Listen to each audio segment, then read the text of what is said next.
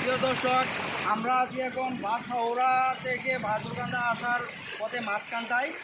এখানে আসলে পাহাড়ি ঢল যেভাবে নামছে, আজকের মধ্যে আশা করা যায় বন্যা পরিস্থিতি খুবই ভয়াবহ রূপ ধারণ করবে। পাহাড়ি ঢল এখনও অনেক স্রোতে কলমাকান্দার দিকে নামছে। আমরা যদি এটা আপনাদেরকে দেখাই তাহলে দেখতে পারবেন, আপনারা দেখতে পারতেছেন যে অনেক স্রোতে পাহাড়ি ঢল নামছে কলমাকান্দার দিকে। এভাবে যদি আজকে সারাদিন পাহাড়ি ঢলের পানি যদি কলমাকান্দার দিকে নামে, তাহলে কলমাকান্দা বন্যা পরিস্থিতি খুবই ভয়ানক রূপ ধারণ করবে।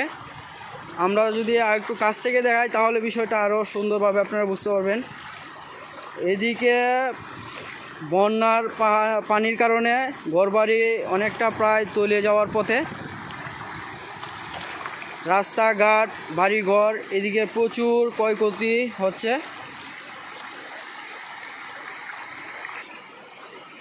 আসলে পাহাড়ি ঢলের স্রোত কতটুকু সেটা যদি নিজ চোখে না দেখেন তাহলে কেউ বিশ্বাস করবেন না। অনেক স্রোত, এখানে অনেক স্রোতের কারণে রাস্তা দিয়ে হেঁটে যাওয়া যাচ্ছে না, রাস্তার উপর দিয়ে এখানে পানি যাচ্ছে।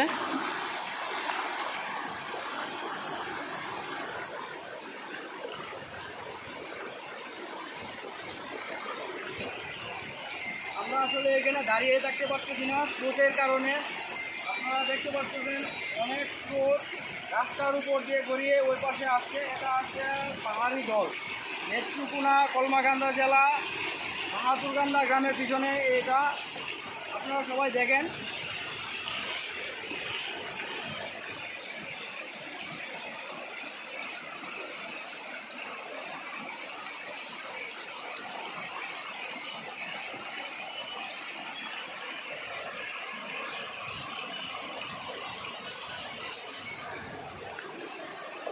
Wow.